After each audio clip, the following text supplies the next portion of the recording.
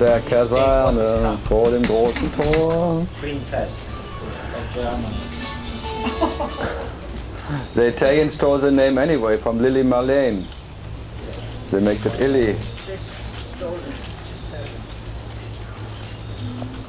Hilly Billy. Hilly Billy. So, okay, it's 10 o'clock and time for...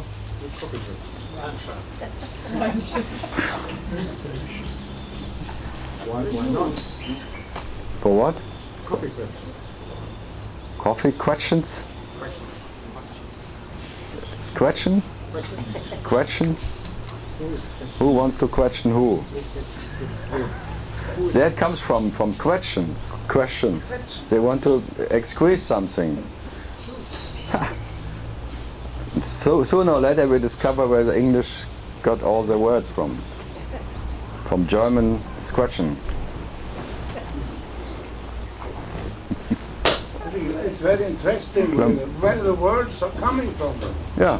In Sweden, every like aufmerksamhet. Oh, Yeah, you look in up, Germany you too. feel more aware, huh? And Put you your- feel sad, it's like down, that's the name for it. Nedstämd. Yeah, you're looking down, Enlightenment, upplysning. up looking. Yeah. And also the word alone, en, one. Very beautiful word. Yeah, it's all self-made. The self is quite correct. Yeah. It's always filtering the whole what time, what fits, and what fits survives. And the rest gets killed. Then it's always amazing how some languages survive.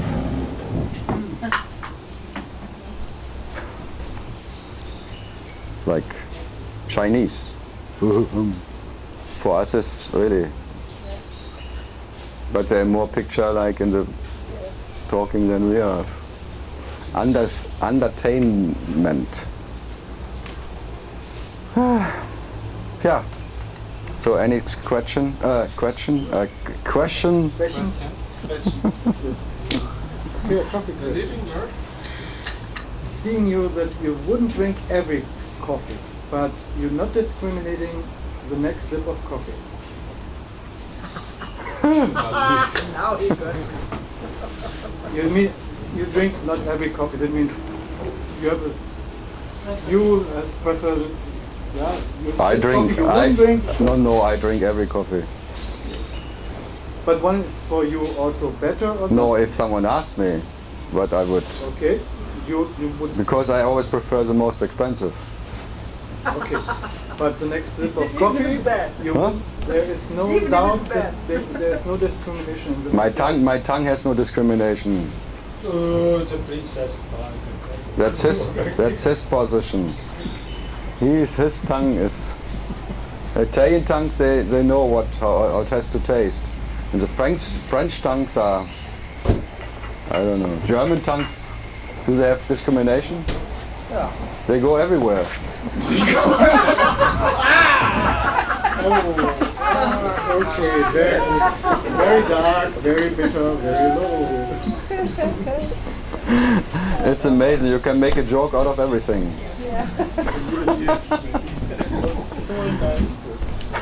I never thought about it.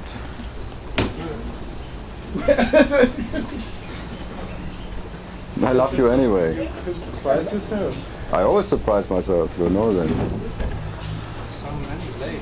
Late, very late. Only you got late. That's why you are early.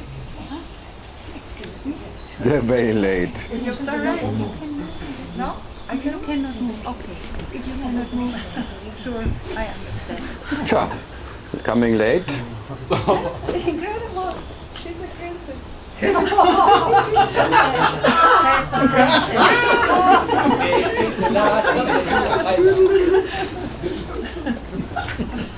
You have to fight for your right. Well, if you don't fight for your rights, What? if you don't, you know, this German superior people. Especially in Mexico. Yes, in Mexico.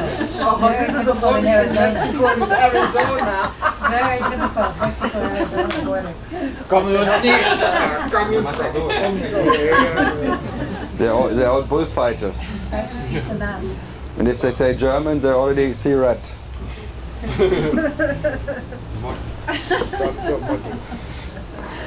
Mamotti. Rabotti. So, again, what was your most interesting question? Forget it.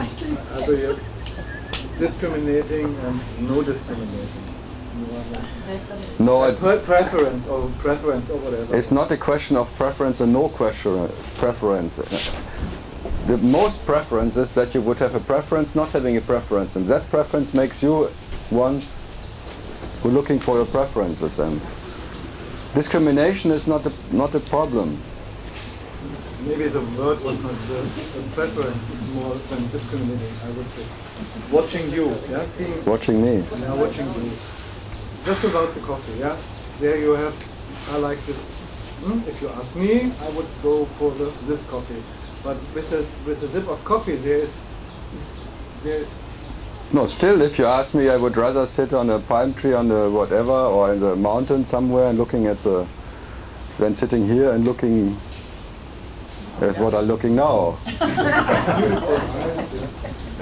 it's the next sip of coffee. No, but if it has to happen, if you ask me, the thing is like if you make me think about it, for sure there is some imaginary better place to sit. So it's always a problem when someone asks you what would you like. Then you have a problem. Then you have to think about what you like. And if you don't ask yourself what you like, who cares? This questioner who is questioning always, what is it really what I like, and blah blah blah, is this doubtful? If that is like this, whatever. And if someone asked you, then you would, yeah. But otherwise, the next sip of coffee is the next sip of coffee. For what is? There is no preference. But if you being asked by someone, for sure you trigger something. Then you dig into what's better, just to give an answer. And both is what? What does Ramana say? If he was called by his name, he still is turning his head. It would be his preference, because if there would be no one left who had a name, why should he still move his head? So there's a reaction. So that reaction would be like telling you the preference. The reaction of a question is the answer. Reaction. And it's like that, until this body is gone, there will be a reaction. There will be a reaction of whatever.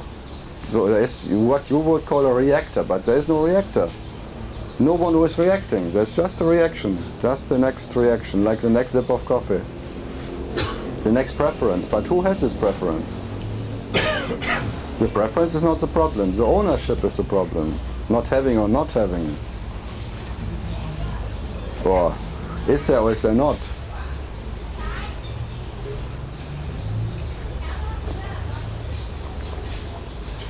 Yeah. Yeah. So even the question, who has a preference, if I ask myself, it's Then you also react in to a that. way- You react to that. Then comes I. Yeah, so in a way, it's also A reaction. helping this I thing. No, it's a reaction to that question. You just come up with a reaction, and the reaction would be me. It's like the answer to that question. So you always, it's a normal thing that to a question comes an answer, and then the answer creates another question who creates another answer. So that me is the answer of the question, who was it? Me. Because you have to find some, because you have to give an answer. Sometimes you ask yourself or someone else asks yourself, like interaction. And then there's a reaction to that. But if I look into this me, and I see there is no me. Yeah, but that's still a question. Then you question yourself, but then you want then the answer to that question of yourself, that there is no me. But who needs that answer? So out of that reaction that you already want to know who you are, there comes a reaction as an answer. No me. So a me asks, is there a me, and finds no me. That's an answer. But that answer will still create another question. and then know me, her. So know me is know me better than me. You discriminate already, and then out of that comes, okay, know me, as know me, I feel better than in me, so I may try to stay in the know me. And then, but then you ask them, why is it better to be in the know me? How was it in the me?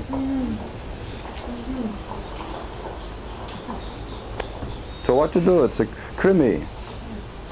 So even this question, just to see that there is no me, is also Questionable. yeah, it's also Questionable. something from me that is.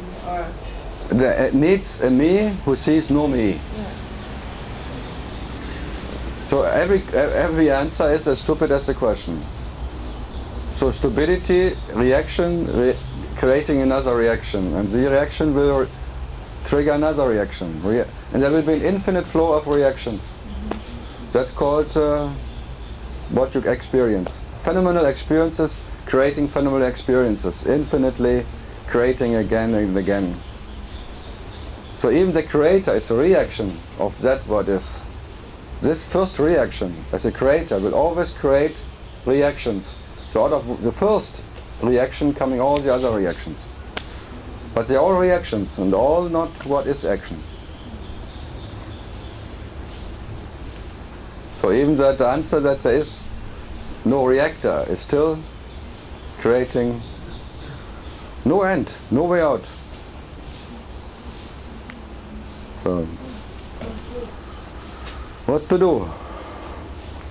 With a simple, when you would ask me what you like, I would say, I have a preference. You say there is a preference, not having one. But even having or not having makes no difference.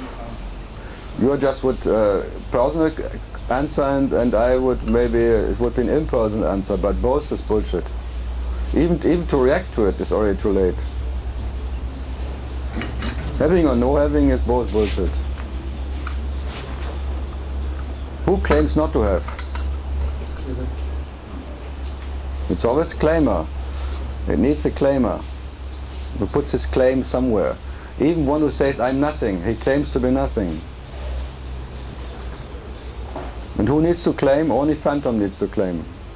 And the phantom is already a reaction, and the phantom will always try and will claim something. He needs to own something. Even that when he owns nothing, he owns something, and that confirms that he is. He needs always a confirmation of existence. By whatever answer or claiming. The claimer, definer needs always a definition.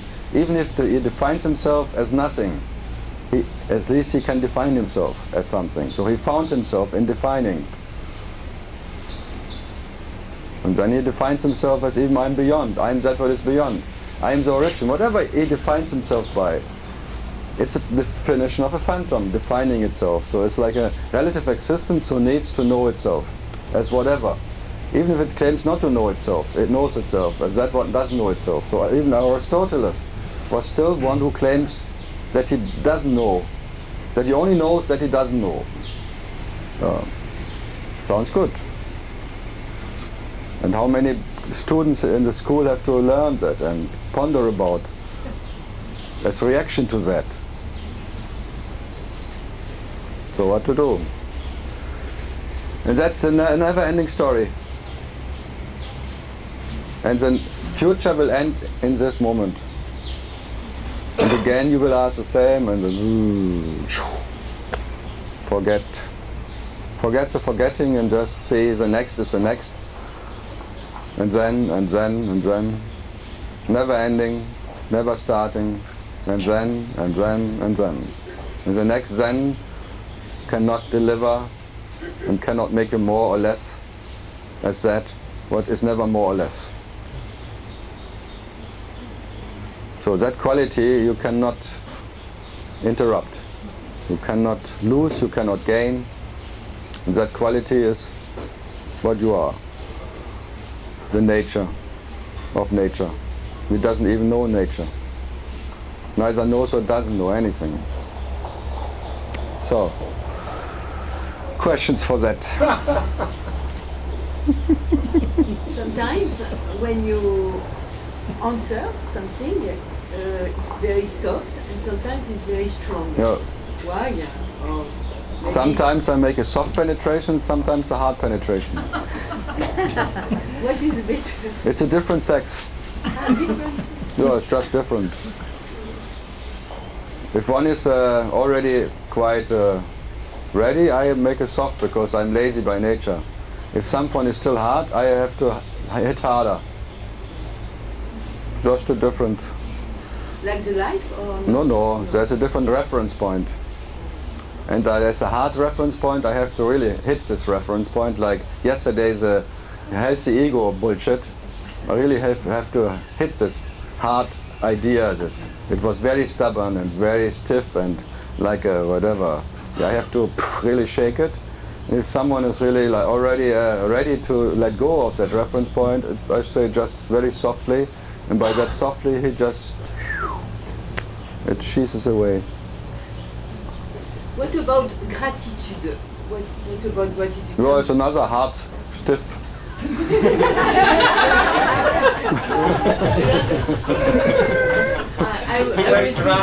I receive an email for somebody and say, thank you for life, thank you for, but I always write back, fuck you too. Yeah, they want to fuck you. No, if someone shows his gratitude like this, he wants to fuck you. Yeah. Of course, he wants to control you by his gratitude, by saying, oh, you are the best. Open up for me. It's like he wants to control you by his gratitude. So you have to write, I always write back, fuck you too. Hate you too. And then they know that I know that they know that I know that they know. Wow.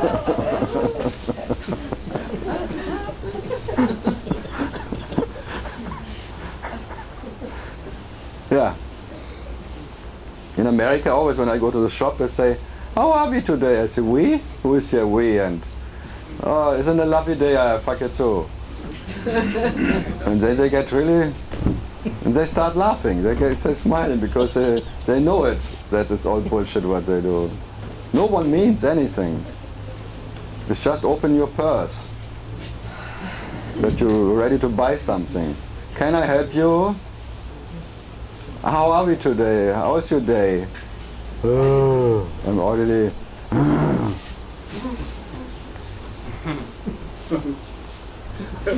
First time I was in America, she asked me, how was the dream last night? Oh, that's very interesting you ask actually, because it was a very interesting dream. She was already going... Gone, yeah, she was gone. No one wants to know.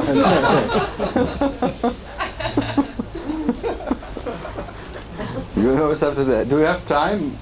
Do you have anything else today to do today? You really want to know how I am?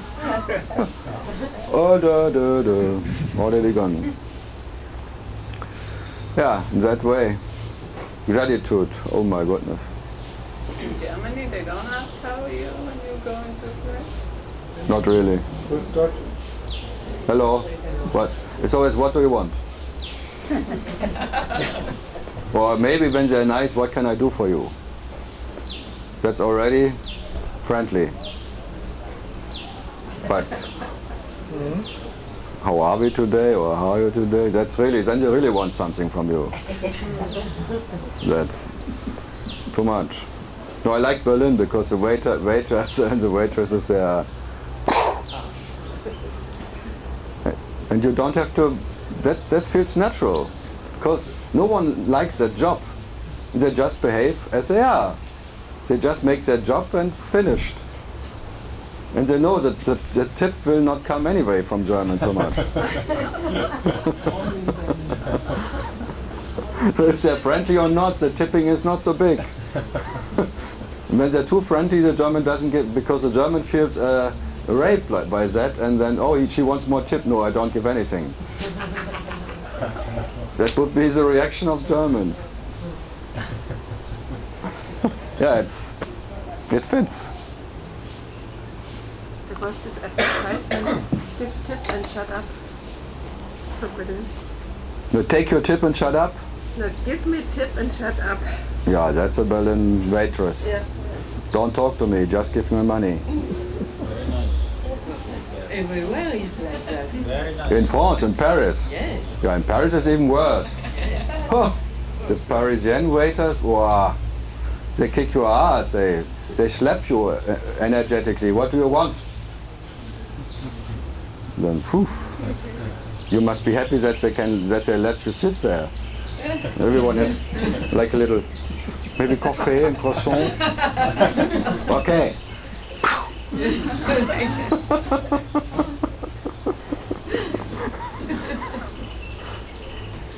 Like the traffic in Paris. Yes. They cut you, nearly hit you, and then in an accident, and you just make it and say, "Ugh!" It's you who has the biggest asshole. What do you want? Ah! They give you,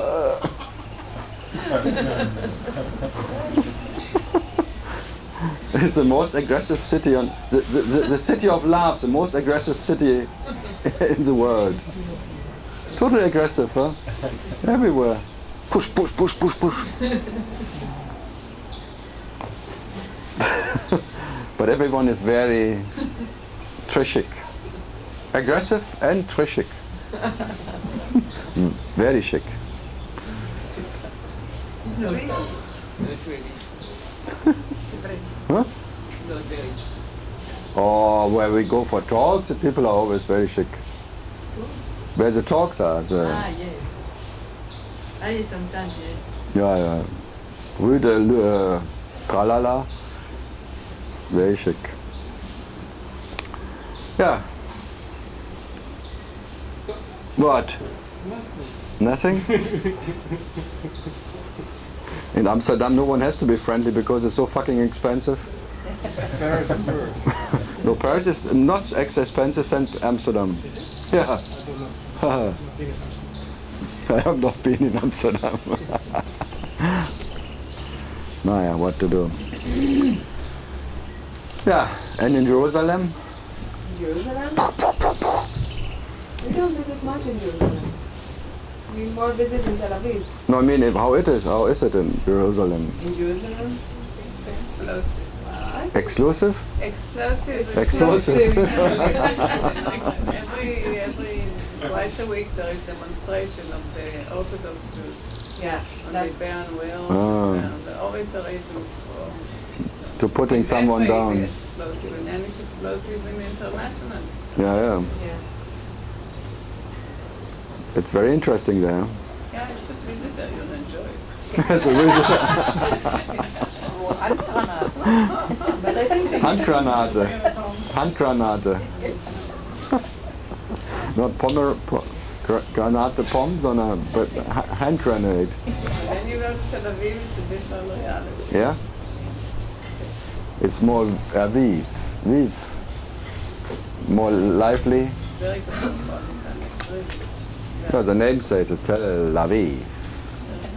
Aviv is spring. Pretty? Spring. Spring. Yeah, alive. Spring-like. Tel Aviv. Vive. Viva. Tel Aviva. Telenovela.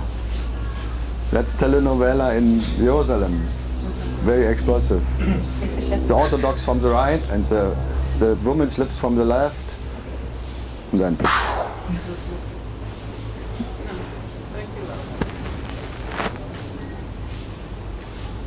yeah. Martin, huh? Dublin is really boring because of that. Huh? No. They have to go to New York to make bombs.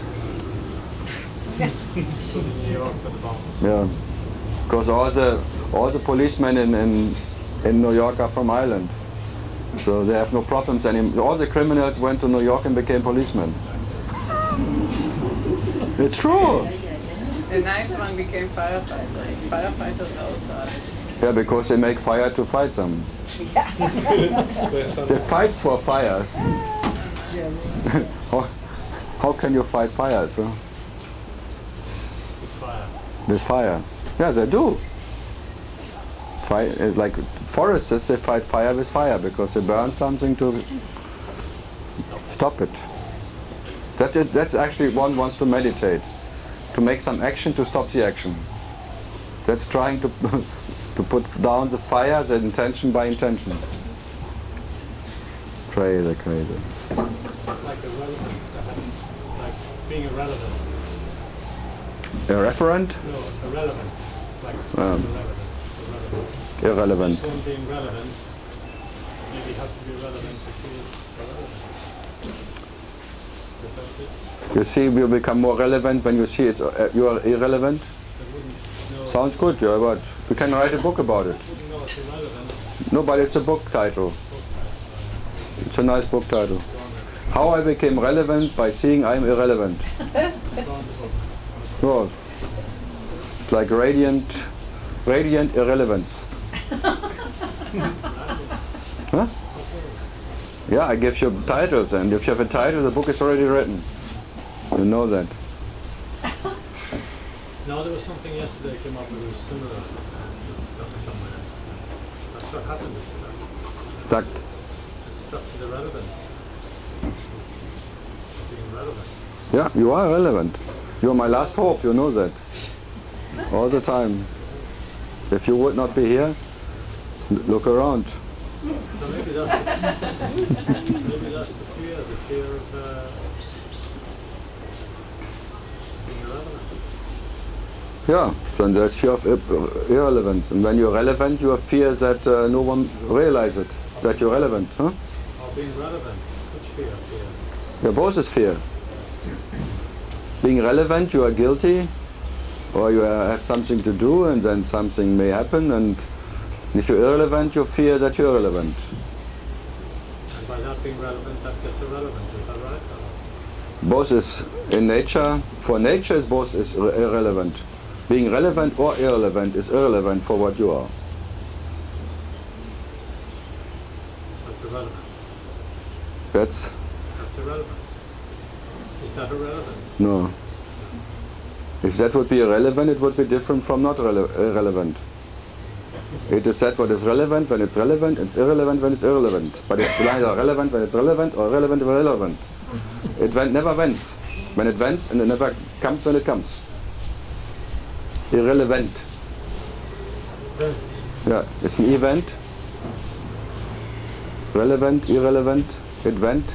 It came, it went. Coming, going. Being irrelevant. You cannot be irrelevant. You are Irish anyway, don't worry. I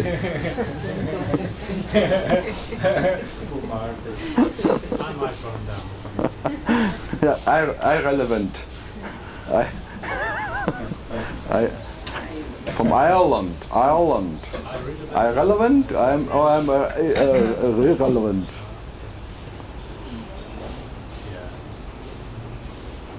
Yeah, from I rich came I poor. Huh? In German? What do you mean, Irish? The what? There's some German word that's similar to array. For a race? Ireland, which is nowhere. Irland. Yeah. Irland means you went somewhere where you didn't want to be. By Irrtum. Irrtum means you made a mistake. So you end up in a place you don't want to be. That's called Irland. You're irre, totally crazy. One must be crazy to live there.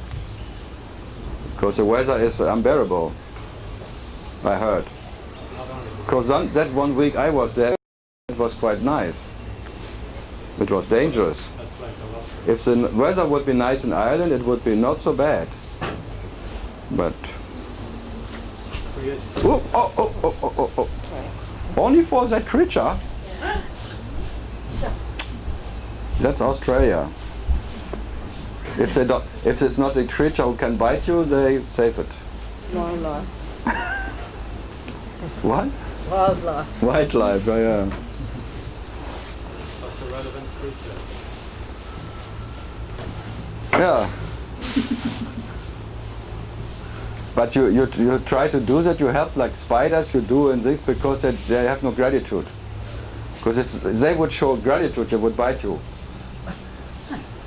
Coming back to gratitude. Thank you that didn't kill me.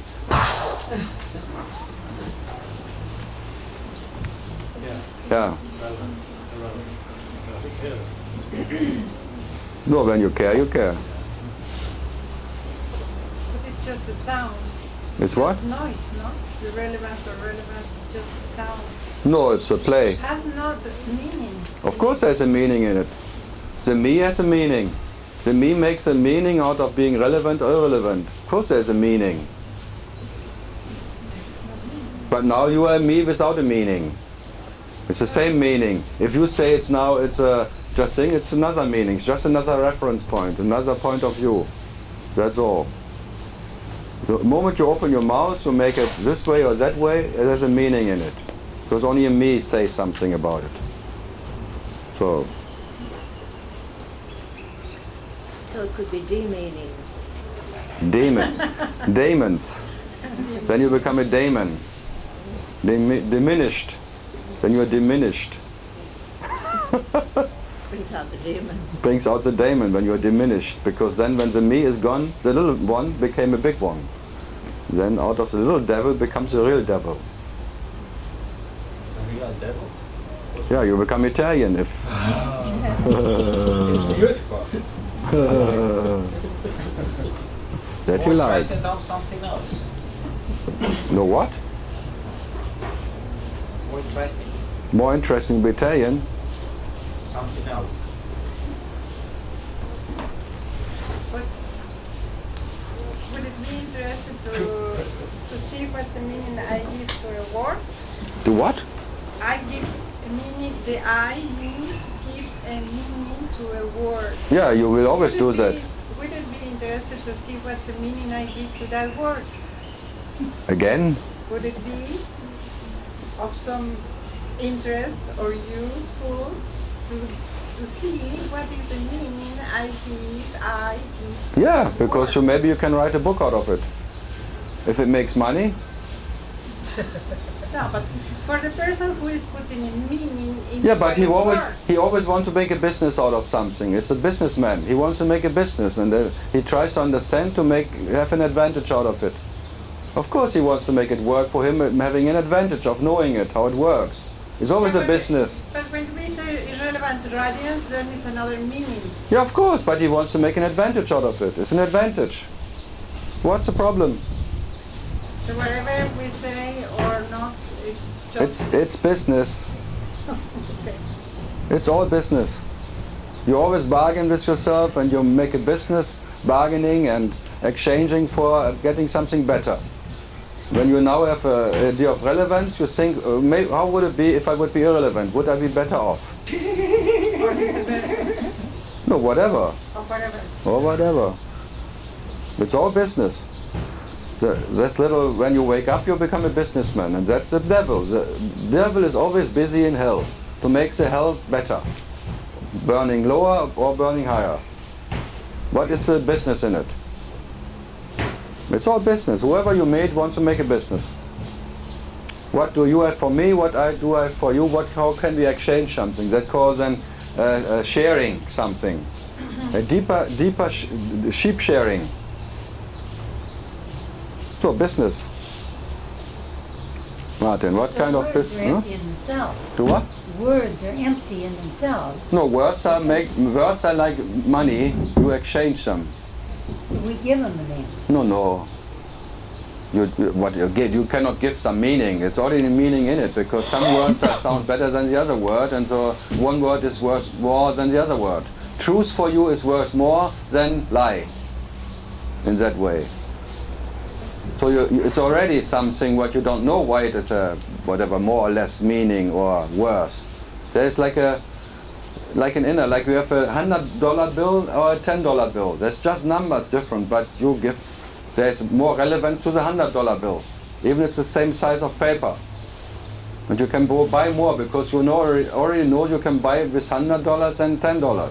So with the truth you can buy more attention than with lies, you say, or with freedom. If you talk about freedom, you get more attention as if you talk about toilet paper. Or not. People have different meanings. Yeah, but it's not a different meaning, it's just the words have different value. Yeah, value of, if you talk about some other issues of family business, everyone is interested. If you talk about the life of little ants, everyone is already Yeah,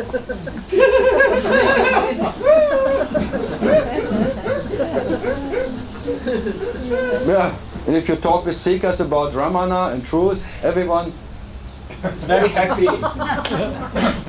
And if you talk about how many the stock prices of petrol oil on some, and then and just the opposite, if you go to the Wall Street and you talk to the brokers, what, the stock market turned, what, they get alive like hell. And if you talk about Ramana and truth and what was the day, blah, blah, blah. So in every different whatever circumstance, the crowd has different values and different whatever exchange words. What is worth more or less, and where the interest comes from. What you can buy more by, or whatever. What buys you more spiritual experiences or more insights in that way, and who buys you more stocks in that way.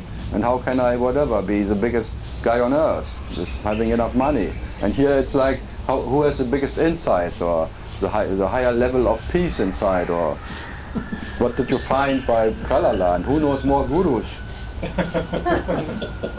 Yeah. In Tiro, it's like if you just sit down and listen, and around people, tables, what they talk about. They always compare gurus, how they are, and what experience they had with who, and what came out of it, and where they ended up now, and what is their understanding now. And it's like business. It's like a businessman traveling and trying to get the best out of their time. Yeah, we need to know. Well, you are Italian underwear business, I know that. But we need to know, you know. This school is better for this. If you're looking for that, you go to there. Yeah. And then the shopping malls are the Shiva temples and the Vishnu temples, and the water lingams and the air lingams. And what lingam is better, and what lingam makes me more happy. It's very nice when new people come into Tiruvannamalai and they ask what you have here. And we have that Vipassana cave, we have that cave. You can inner pass, outer pass, and you can go up and down, and you go in this. It's like a tourist guide, and you can exchange your precious insights, what this and this place can give you. And if you go to that guru, he can give you that, and if you go there, you can there.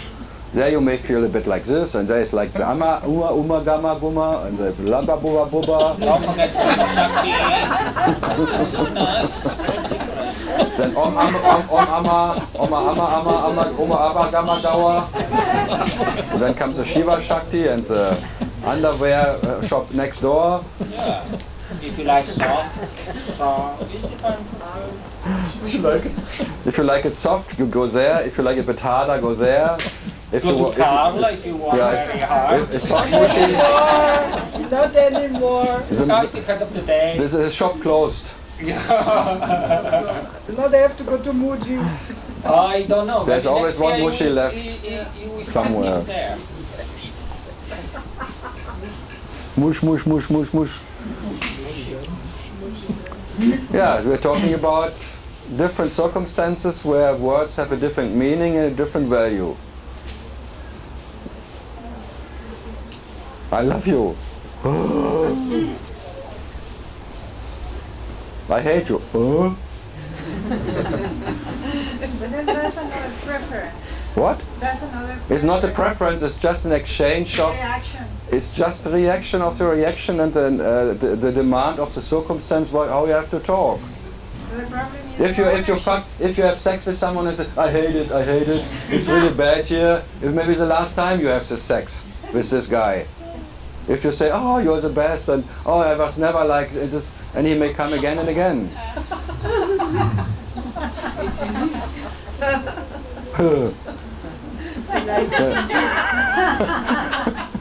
And what you done normally? Sometimes if you're honest, you don't, this is the last time for whatever. It's like in a restaurant, if you're honest, and then you get always spit in your soup, because one time you complained. You know that. Talk to waiters and cooks. If one complains from the guests, what they do, you would not imagine what they can do with your soup. If you complain, it's not maybe the salt, it was a bit la la la and tra la la. you will, it tastes. But what you taste?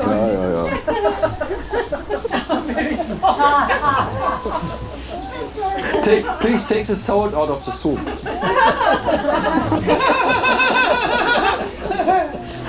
Some are like that, huh, Paolo? Paolo? Not me, Hello! I'm not so princess. Oh no! No! I don't ask take away the salt from the soup. I want another soup. But that would be really good. Please take the salt out of the soup. It's too much.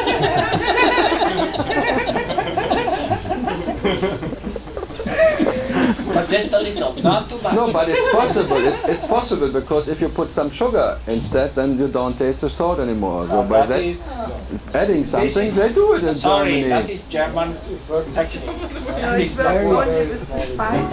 What? Sorry. Spicy, then you can put some sugar in it. But the salt you don't get out. No. The salt only, maybe you can pour in more water. Yeah, more water, you make a double soup. Yeah. You pay the double price. That's the Dutch way or the Jewish way.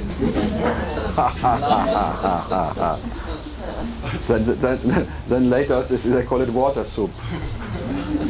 Very healthy for you. It's good for slimming.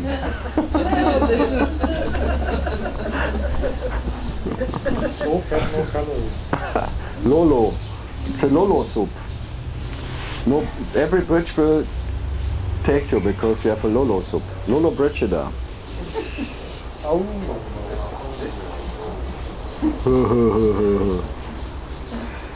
Yeah, any other value question?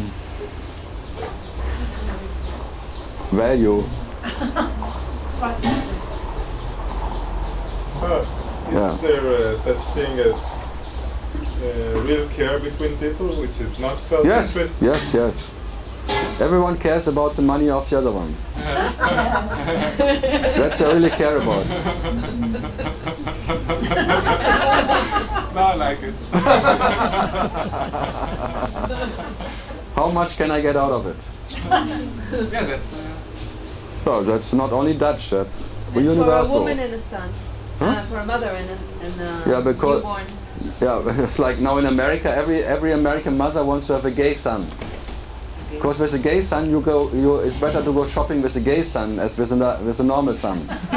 Because shopping is the biggest sport in America, and shopping is every day 8 hours a day shopping. So if a gay son comes with you, you can go with him with all the nice and fancy things, and he can tell you what he likes, you like, and whatever. You have such a nice conversation with your little son. And then the two mothers meeting in America now, and how's your son? Oh, my son is straight. Oh, poor you. You don't know what you miss, my dear.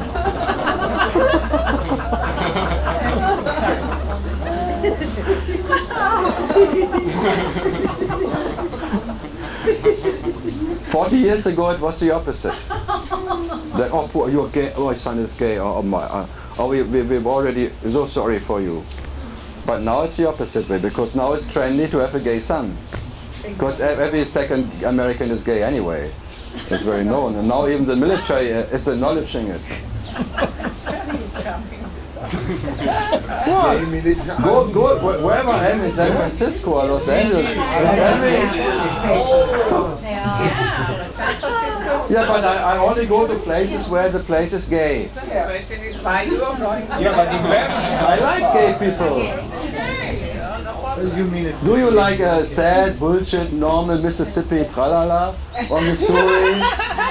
Do you go to Ohio or to some Nevada desert where you go to McDonald's and they shoot you? In New York they're gay, and wherever you go in that cities they're gay. Yeah, but it's not every other one, you know. Of course, every waiter is gay for sure. No, that's not. And the waitresses, I don't know what.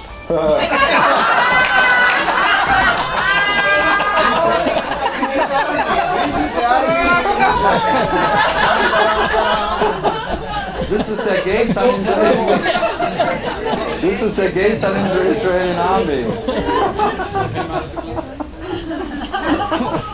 No, it's an outcoming. Masa ING.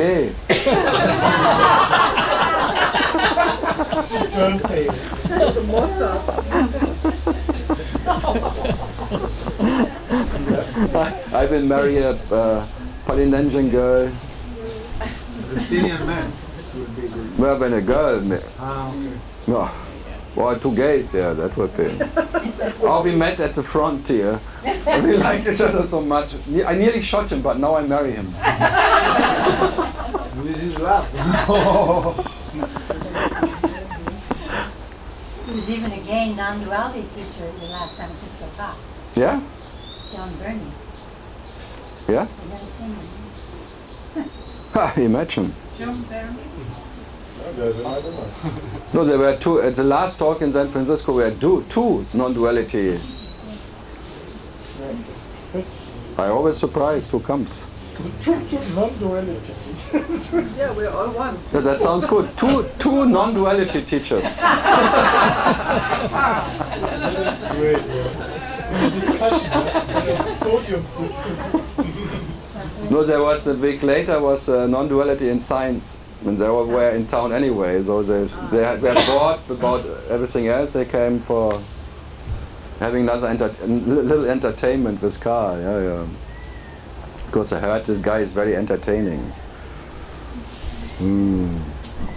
That's my reputation. Is that good? Yeah.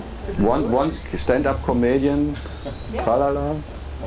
You are good in it. Yeah. Nice career, Karl.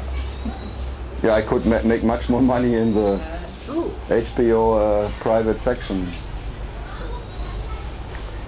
Maybe I do. Next time, if someone asks me, will you want to be on television, I will be tempted. Okay. I can't tell if you do it. No, not in that way. You really? Watch out. Opera. Soap opera. Me? No, opera is...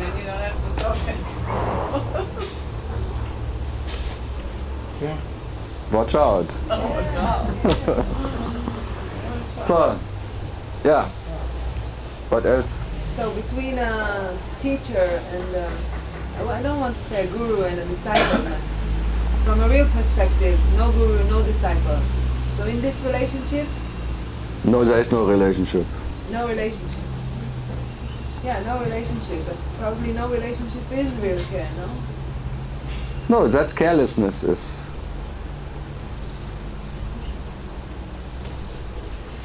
Yeah, that's a really care. If you really care about yourself, that's a carelessness about how you are, what you're doing, whatever, because there's an acceptance, which is what you are, and accepting whatever is as what you are anyway. And that's your so-called nature, which there is no active acceptance. It's not even you feel accepted or anything, because there's no need to show acceptance. So that's why you can be as you are. And if you are angry, you're angry. When you are friendly, when you're soft, you're soft. When you're hard, you're hard. When you're whatever, you are like. There's no caring about how you are. So that carelessness is just being as you are. And then being in that so-called good company of carelessness is being in the company of what is nature itself, by being nature. And not being judged by your interesting questions or something. Or if you are whatever, where you come from, if you're from Israel or from wherever, it's just like making fun about everything, because there is no, we don't care about any nationality and what they do or don't do. Because the nature doesn't know any nationality or what have you done in your life, did you earn to sit here or are you right for it. There's no question about rightness or your inner, what your spiritual, whatever, if you are whatever grown up to your whatever bullshit, healthy or unhealthy ego or anything, just carelessness. And Ramana was presenting it like, okay, welcome, or anyone like this. But can you represent it? No.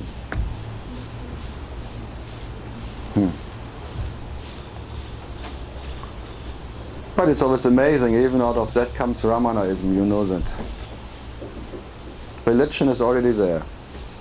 That is one aspect that I don't like it so much anymore. It's becomes more and more religion. Advaitaism now. Advaitaism and Ramanaism. Yeah, she loves dogs. She steps on them. Yeah, that's why she loves dogs. And dogs. First cuddling and then stuffing. No, if the dog was afraid that someone wants to touch her. Not like you. Kicking it all the time. They know that.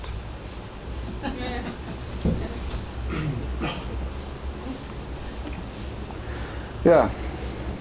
But I'm amazed that then from that position coming all the disciples. So that reaction of so-called people who read that books and they want to be then in that company of this name and then whatever always mention Ramana, and I'm a disciple of Ramana because that makes you relevant in the circle of Tiruvannamalai and Ramana and non-duality. When you call yourself a disciple of Ramana, you already reached a certain level. So you put yourself on this whatever kind of level of So, if you would say I'm a disciple of underwear of Calvin Klein, you would have some audience too talking about the underwear, but it would be a different store. You would make a different store, Macy's or something, but not in the Ramana ashram. Standing around and talking about what Ramana may have said, and look, oh, the cow, look at the cow, the holy cow. Ah, the raven, oh, what a beautiful sculpture. And the dog, oh, my dog, my favorite enlightened dog.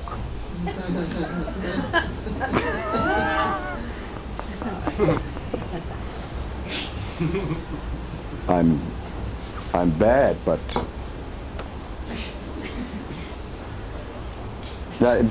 try to go to a restaurant or to another shopping mall and make a prostration and lay down and in front of your most desired Gucci. I found you! Finally I found you! And now I know what I missed all my life. My famous Gucci. Gucci, Gucci. Oh, Gucci, Gucci. Oh, my heart opens, my purse, my heart, my whole being for you alone. Gucci, Gucci. Great. The shop owner asked you, what took you so long? Well, he was asking, are you ready for that? Are you ready for that?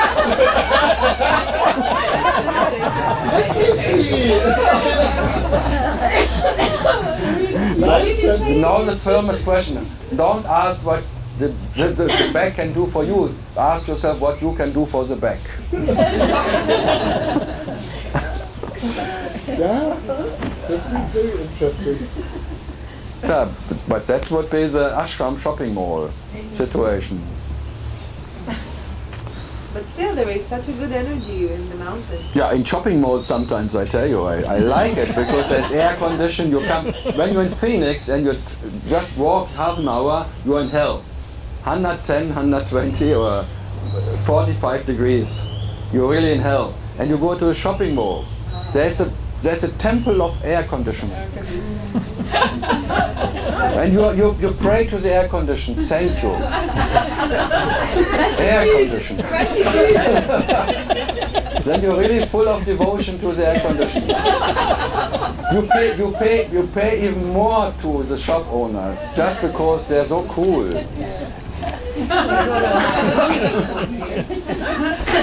So in that sense, suddenly you're in the most nicest area, and there's food, and the drinks are cold, and you have this one, and you can walk around, and there's like all your desired items are there, and it feels very good if you have your platinum credit card with you, and if you're But if you want to go to the sweating lodge, it's the next door. And then you have an interest of sweating lodge because you think you can sweat out your me. So there you can cool down. By cooling down, you get rid of the me, and that by sweating you get rid of the me. There are two different ashrams types. One is very hot, one is very cool. What do you prefer, my dear? What can I do for you? Or the Ramana ashram, where you can sit down and people singing, Ramana, Ramana, Ramana, Sadguru, Sadguru, and you go to the Sadguru, Sadguru, Sadguru. It's like a... that is Lady Gaga in a different form.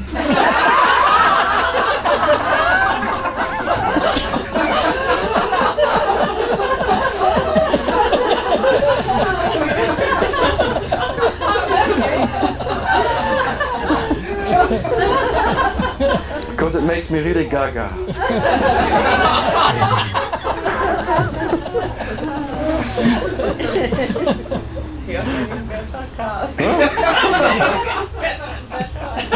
If I remember 95, 96, 7, there was a Hamsa, a Dutch guru who was living there with his gay Italian whatever, and they're always coming with the most delicious silk lungi. You could see everything. You could see everything. Like, and if they come from the outside, okay, it was okay. But then in the light of the ashram, very lightful, the samadhi room, and then they're coming for the singing, and then bowing down, and you see everything, and everyone.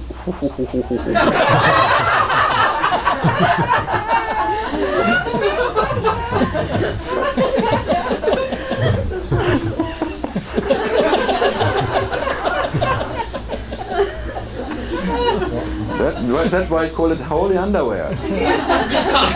Because everyone was more interested on the underwear, if it was a tanga or Calvin Klein, or because you could always see in what kind of shape. It's the whole show everywhere. It's just a show. But the mountain itself. Even the mountain itself. If you go to the Extant Stones in Germany, if you go Mount Chester, the energy is the same. There are so many places on Earth which have the same, whatever you feel, this whatever intense radiation, because there's like a power place. If you go to the Hermes in Paris, I tell you. Where? Hermes. Hermes. Hermes. The Hermes shop in Paris. Go Paris. inside, it's very full of blessing of God. Hermes. The best. Better than Gucci. A lot better. Yeah. Hermes. It's another. It's another brand of bags. Oh yeah. Luxury brand. No, it's like if you take a warm bath after a long day work, you feel very good. But you don't go down to the water of your bath because it makes you feel good.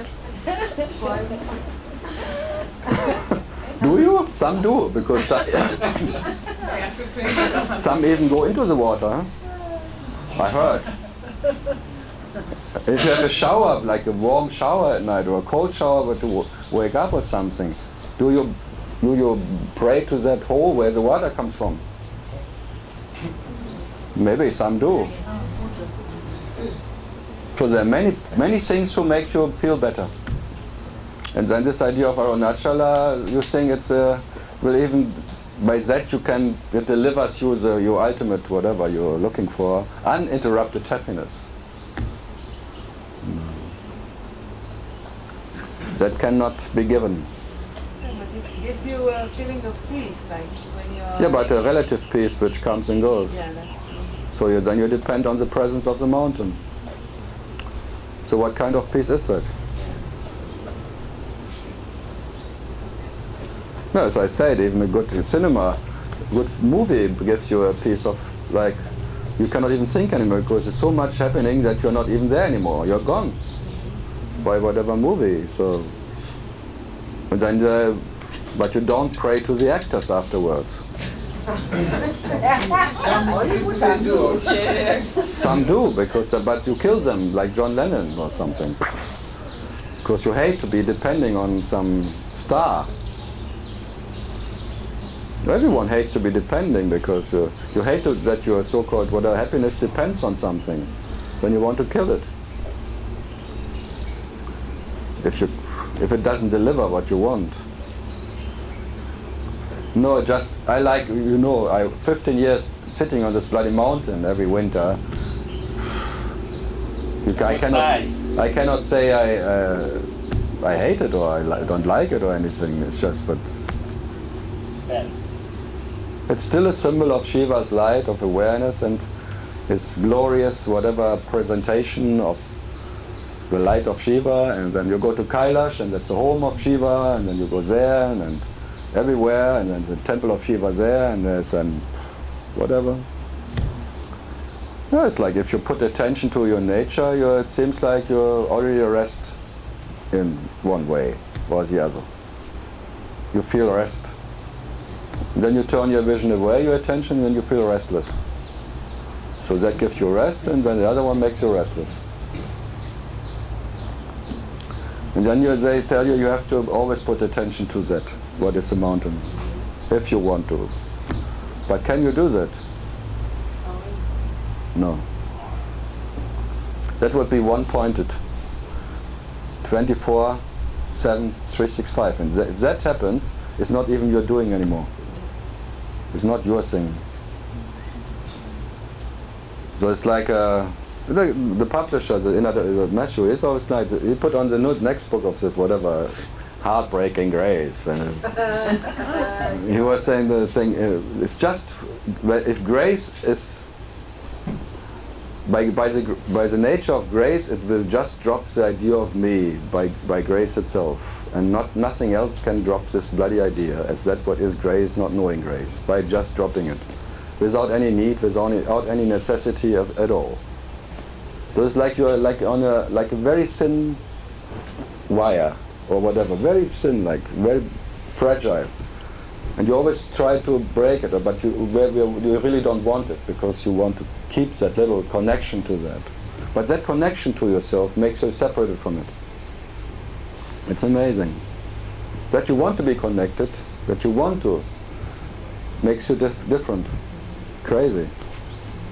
And if this little wanting cannot be going by wanting it to go, it will be going by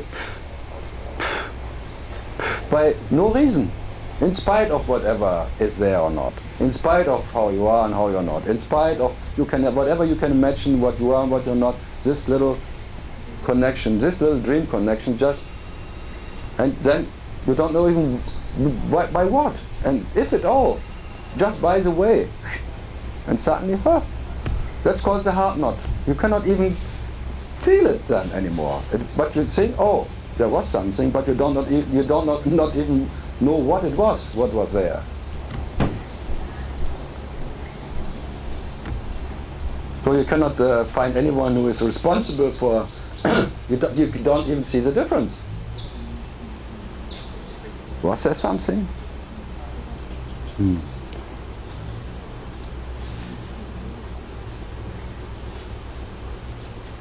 Go and pee. She looked me and she take up the bucket of the food and she go away with the bucket of the food. The pocket of what? She bought the food for her. And she take all the food. And she going now. That's good. That's smart. Yeah, that's a clever bitch. Yeah.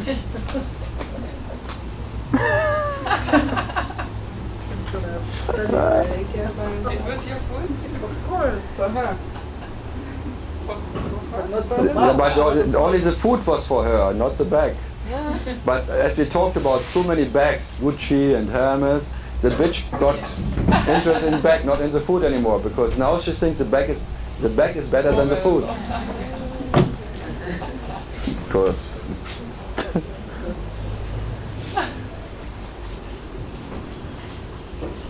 I asked a lady what's better. Shall we go to eat to that restaurant, Italian, very nice, very small, very unknown restaurant, Italian, tastes very good, or a Gucci bag?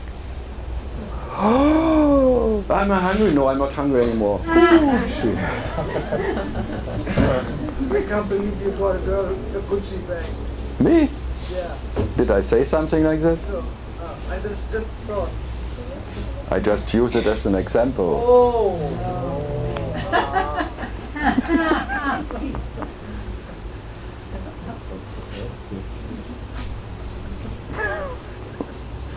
Gucci. No, if I find some in New York, it's easy to get a Gucci bag because you're just behind the shop, and then there are the workers. They give it just for $10 or something, $20. The same you buy in the front for 2,000 to get in the back for 20. New York is very easy to, for Nikes and Gucci and all the big brands, you get for nearly nothing there. No, sometimes even the real ones. But they are the same, from the same Chinese factory.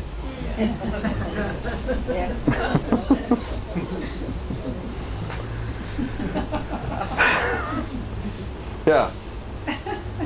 The Dutch are very famous for that. Copying things. This. Yeah, back to business. No, that what I can point to is like you will always be busy. The businessman wakes up in the morning and the businessman wants to make a good deal. Everywhere. In a material world, as a spiritual world, or even for whatever, the businessman wants to make the best deal for the less money. So it's like getting the best for less. That is what you are looking for. Where do I have to pay less for the best?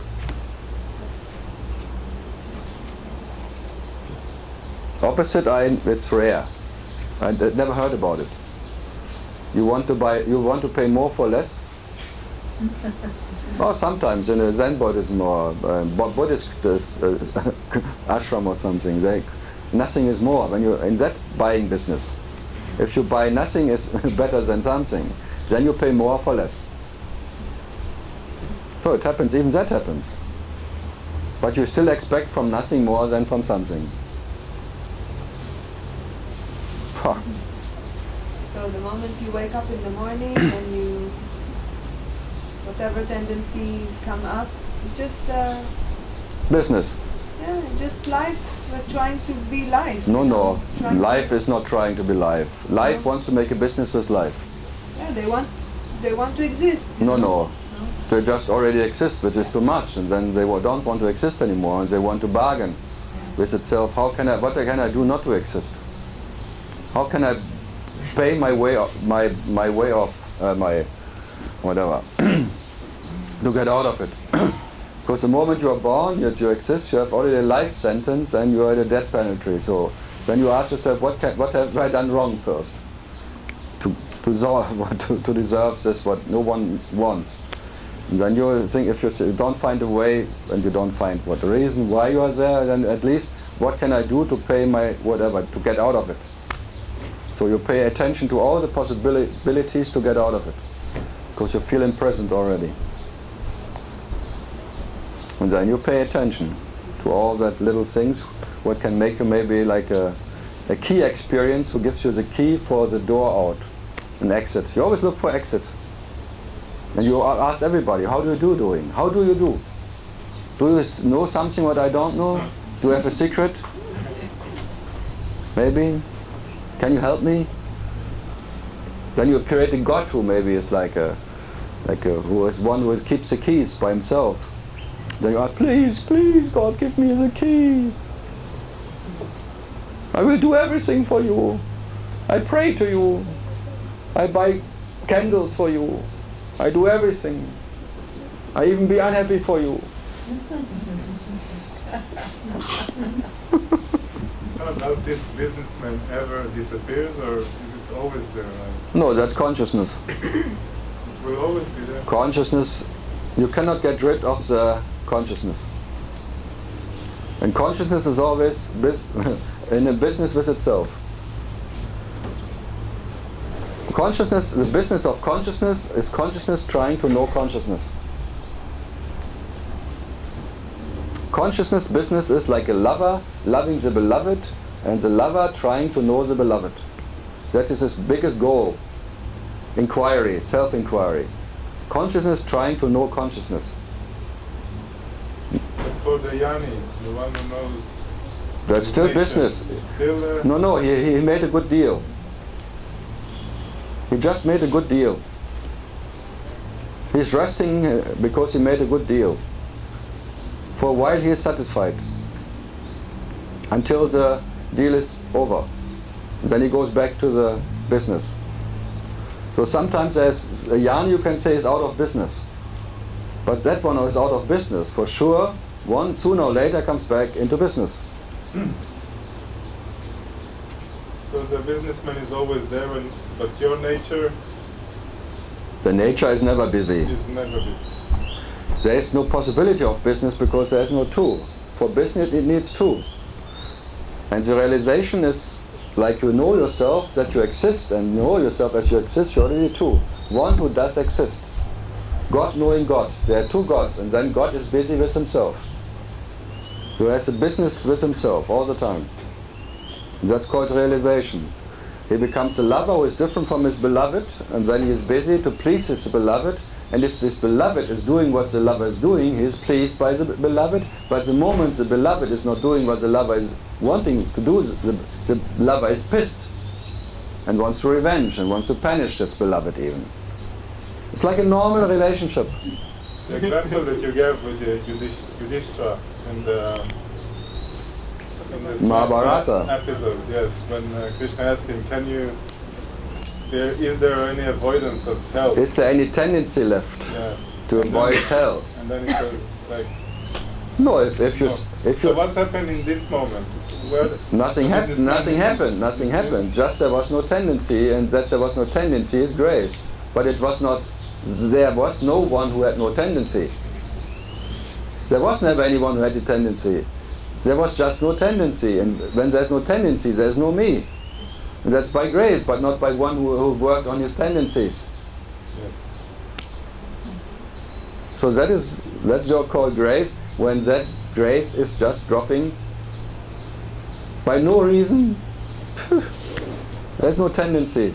There's no because of something.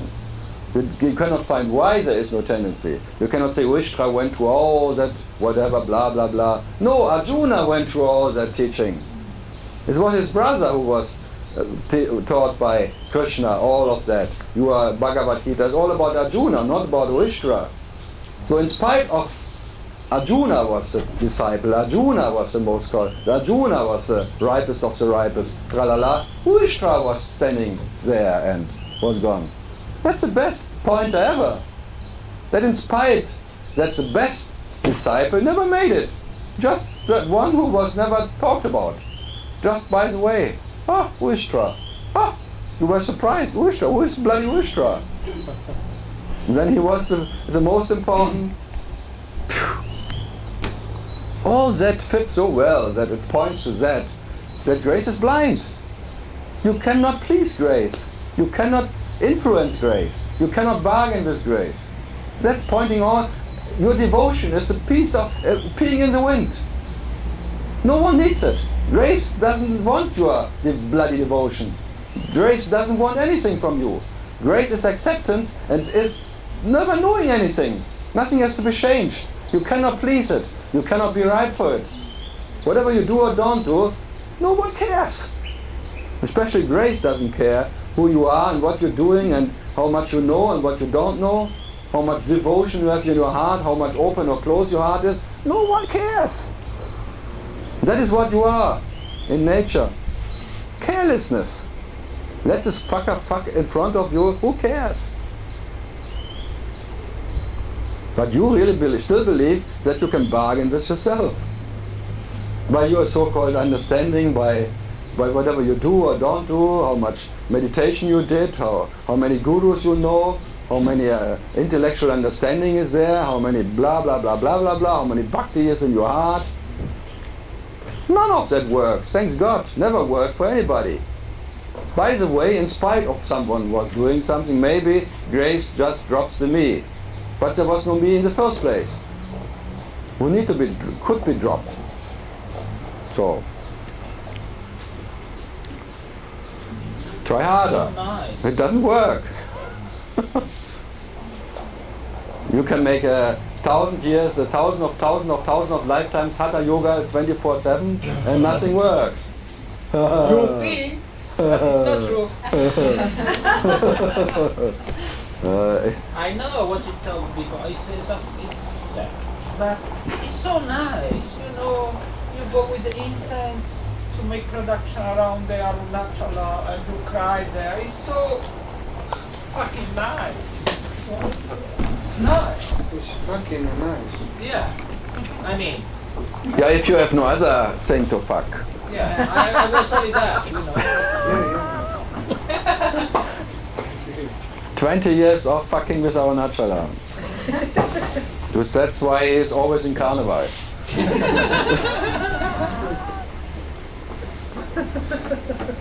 But in the If you have such a lover, I tell you, he moves you. He goes deeper as you ever can imagine. don't go deep on me. Don't go deep on me. In me. In me on me. Go. Try to go deep on one. Yeah, Baba. Yeah, Baba. Yeah, Baba. Baba. Baba G. Yeah, you wanted to know about grace. Now I told you. It's always a bit later as one expects. Yeah. The answer comes sooner or later.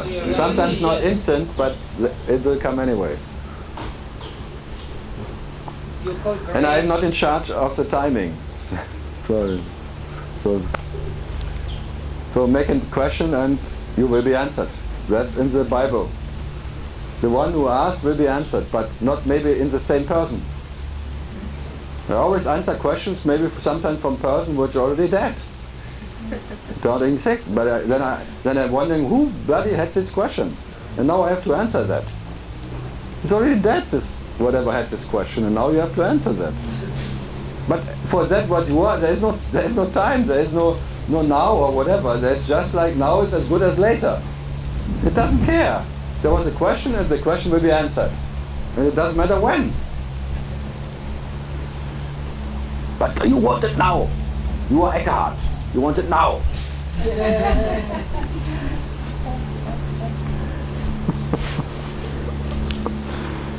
Ulrich. Ulrich wants it now.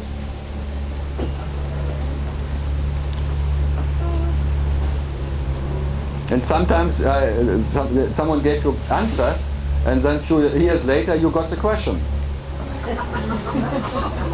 Then you're really astonished. There was this answer, and now I know what was the question for that. But you forgot the answer this time. No, you remember the answer, but now the question comes. That's really a mind-boggling.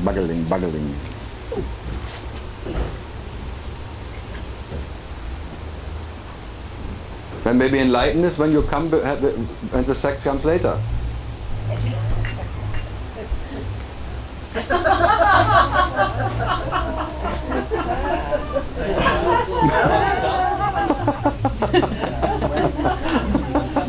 This will be enlightenment. This is what I understand. Ciao, Paolo, if that you is figure. In Italian language is supplement for the partner.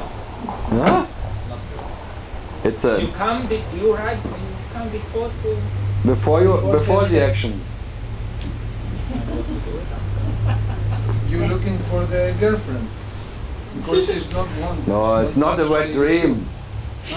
It's not a wet dream. It's not your dreaming and imagining something. No, you come and then the sex happens. That's actually what you are. You wake up and then the sex happens. But not by the sex you come. It's double meaning.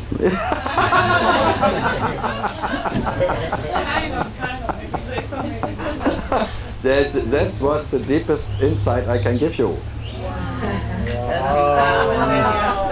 Okay. Yeah. Huh? Krishna knows that. Shiva. But Shiva now Krishna, because Krishna never shows up. Shiva never shows up, but if Shiva shows up, it becomes Krishna. Huh? Isn't it like this? Tata, tata. So Shiva cannot come, but if Shiva comes, he becomes Krishna. With Krishna, then he has the gopis, then he has to make sex. But Shiva already came as Krishna, and then Krishna has to make sex all the time, and not knowing why. But he only has to make sex because Shiva already came.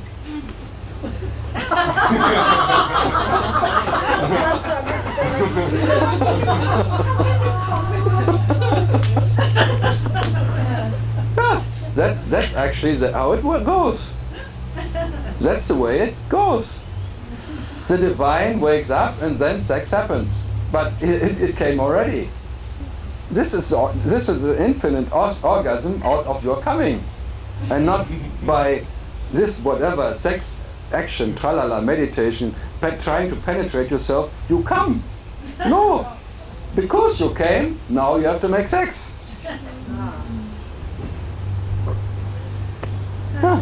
Because you came, the lingam was there, the lingam has to penetrate because the nature of the lingam is to penetrate, but not by the penetration of the lingam, you come. Because the lingam is already the coming of what you are. Now I get it. No, you got it. That took a while, huh? Like That's why it's called Willi. Without your wanting, the Willi is there. And then it's too late because Willi has to will. This is Willi. Will the Willi?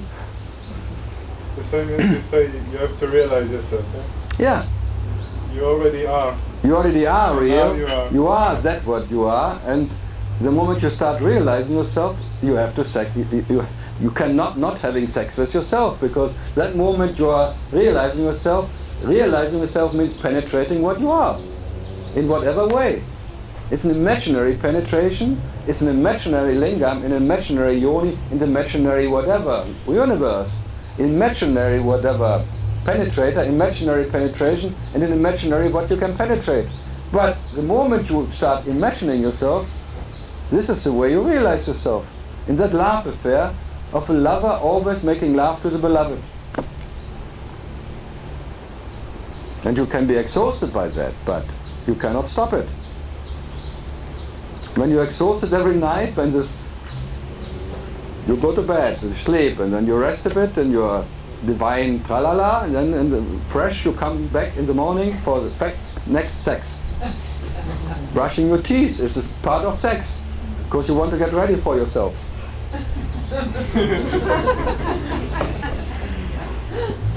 Have a coffee to wake up. Come on, get ready. Do your job.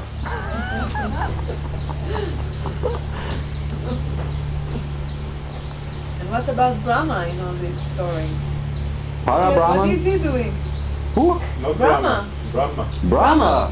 The Oh, he's creator. the biggest fucker. What is he doing there? Yeah, fucking all everywhere. Look, all of that fucking, this whole universe came from fucking. Energy penetrating energy, and an imaginary penetration creating the whole bullshit of universe. This is all the result of, not the result, this is the fucking of Brahma. The fucker. But Krishna is the fucking, no? Well, Krishna is a lover. Vishnu. Vishnu is a keeper, the keeper. So he's not the fucking one? No.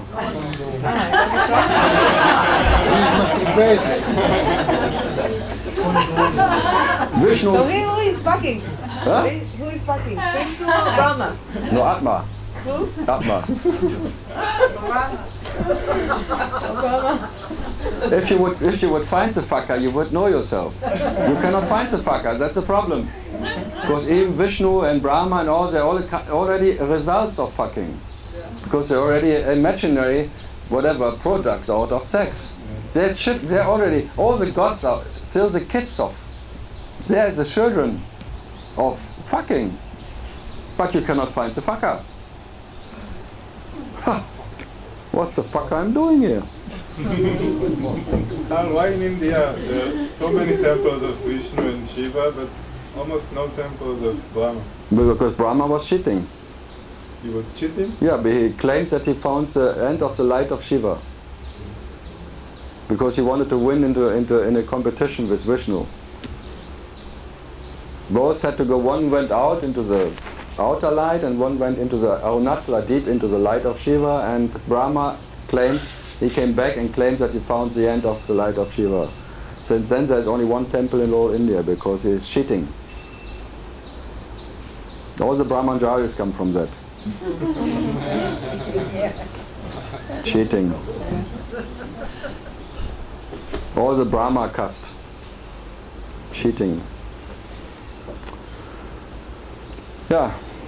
But Brahmins are not from Brahma, they are from Brahman, not from Brahma. And because he created the dead. The what?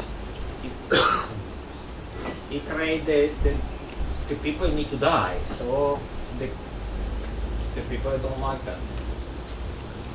You see? And that's why, because he created that people can die, is his whatever winning, because he thinks that's the end of the light of Shiva, that people can die. That he says you can die, you make your ending. So that's why people don't like you. It's only one thing. So there must be someone who is cheating, because he cheats you. He tells you can die. Tja. It's the same as like finding the end of the light of Shiva. That's telling you can die, you can end. Telling to you that, you're telling it to Shiva. And then Shiva kicks your ass and makes only one temple for you, where you can never be, because you always have to be somewhere else. You're kicked out of paradise. Yeah, because then you become Italian. The beginning was, no, the beginning was not to die, so the people was not looking for Shiva or something, so Brahma changed, and they thought, okay, you have time. Now you need to, in this time, you need to find Shiva inside of you. Yeah, cheating. Cheating. Yeah. Cheating. It's like a little devil who cheats you and puts you into the hell of a pressure that you have to do it in your lifetime. That makes you depressed. So who likes that guy? Would you like a guy like that?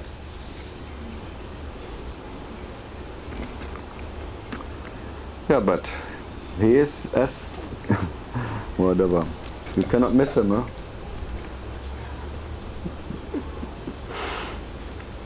Maybe he makes all the fun. Yeah, sure. Without him there would be no fun. Yeah. So you see, there was bang, confirmation of him.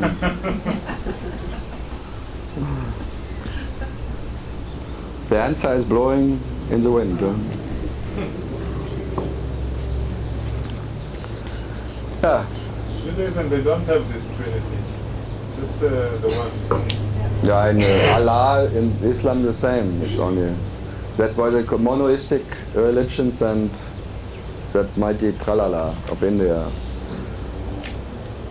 For some, the mighty tralala works better than the one and only. Both is bullshit, but when then Buddhism wants to really be special, it doesn't even make Buddha a god. Then it becomes more scientific. But they worship him like a god. Not everywhere. Every country in Thailand is a different Buddha than in Tibet or in India or somewhere in China or Japan. Always different. The Buddha is always different. But for Christianity, there's always this monoistic God. And for Judaism too, and for Islamic. But Buddha is always adjusting to, like only in Buddhism you find this, what are magic things around. That they mix just the religion of the old times with the new Buddhism. It's very tolerant for everything. In Tibet there's a totally different Buddhism than here or there or there. It's just adjusting to, very dangerous, they say. That's why all the other religions want to press it down. Buddha. Yeah, but always you have get the God what you deserve. So fucks your best.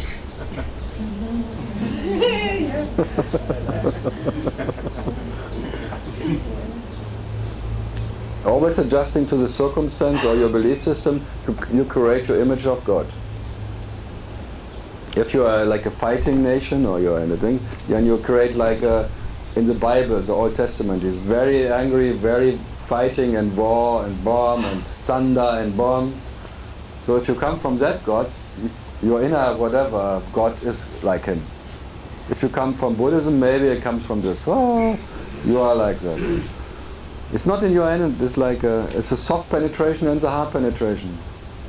You never know what kind of lover you get. Then you make him your God.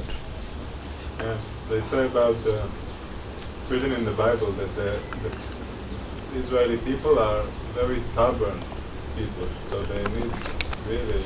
They need a special treatment. Yeah, very, very stubborn. And then God takes Germans to give the special treatment. And then the poor Germans have to be bad. Even an Austrian guy has to come for that. I thought about it today. Those people. Now comes, we are poor German. We always have the dirty work. No one likes us. You know how the first people that came to build Israel, before it was a state, came from Germany. They were the first people to come to Israel and start the movement with the Jewish people from Germany. I tell you, Germans and Jewish are really like brothers and sisters, and no one. If Germany. If you don't love someone, you cannot do things to them like what can be done. Only in the family you can be so cruel. If you don't like one, if someone else is like this, who cares? In family you kill. In family you are jealous. In family you do all that bad things. So this is like family business. So Germany was very big family. But Italian. He tried to kill everybody. Italians too? Oh, Italia, it was just idea. 5 hours Holland. 6 days France. Ah, yeah. How many resistance is that? Spanish was already welcomed. There was 1 second. Oh yes, we too. Goodbye. Goodbye already. Mexico, yeah! Ah, Aviva! Who's South America? Yeah! Japan, yeah! Hey! There comes Heil Hitler. Hey! But the Germans are always blamed now. No one says the fascism is from Mexico or from Spain or there. The Germans are the symbol of. Yeah. Oh. No, it was more killer in Russia. Yeah. We don't want to start that, because then we go to Australia, we go to this English, and it's also killing. My goodness! But if we want to find a symbol for one who is bad, we take Germans. Yeah. It's more easy, yeah. Yep. It's more easy. It's good population for that. Yes, from Sweden you never would say the Sweden are fascistic or something. But it was just another 1 hour taking Sweden. Denmark. Norway. No problem, huh? There was another Big business? that was everyone made. It's not business. It was just a continuation of the 30 Years' War. From the Catholic against the Protestant and things together. It's not business, it's religion. Every war is a religious war, if you like it or not. It's all two gods fighting against each other in different nations. Business is power, and power is God. And only when you promise truth and freedom, you can make people fight. Not for money, for some whatever. That's all the French can do that with a foreign religion maybe. But only a few. How many are that? Just a few. Normally you can make people shoot somebody only for truth, for God, for the nation, for family, for love, but not for money. And the soldiers are shooting and not the businessmen. But they're mercenaries.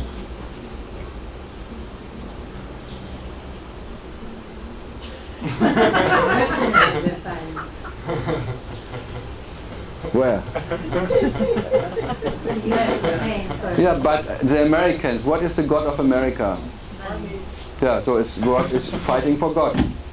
That's why it's called the God of America is money too. But they're not Americans fighting, they're paying foreigners to fight in the country. Yeah, but they're all Americans. Yeah. The people who go to America fight for America, they want to be Americans. So they already the God for that who fights for America is God, is money. They're paying people that Yeah, but in the they, United yeah, States. but their God is, but their God is already money. They don't have to make them believe in money. They want to come to America and fight for money. So it's already money too. I always make the joke in 2 weeks after the 9/11, I was in Santa Fe making a talk, and I could not help it. I had to make this joke that there was this Allah flying coming from Arabic country, and there was this symbol of money, the World Trade Center, two things, and the money too, and then comes Allah. There is only one. There can only be one, and then ground zero. Existence makes fun. Imagine. But it is not Americans or people that are interested in what are Americans? Americans are all coming from all over the world for one reason, to get prosper, and money is the whole reason to have a luxury life. So all the people have this one religion coming from all over the world to America. They have nothing to do with the U.S. except accepting the money. And the whole U.S. is made from that people who are there for money. It's only 500 years old, this bloody America. 500. That's Australia. America is when did Columbus go there? This fucking Italian is like this fucking Italian. So they all came from all over the world, and they all have this religion of money inside, of a better future in some where there's no God who is fucking them in their way. They're fucked at home. Land of the free. Land of the free enterprise. for free, kill all the population. Yeah, but it's meant the land of the free. It's a joke. For sure, it's a joke, America. The whole world is a joke. That's why in America the shopping malls are the temples.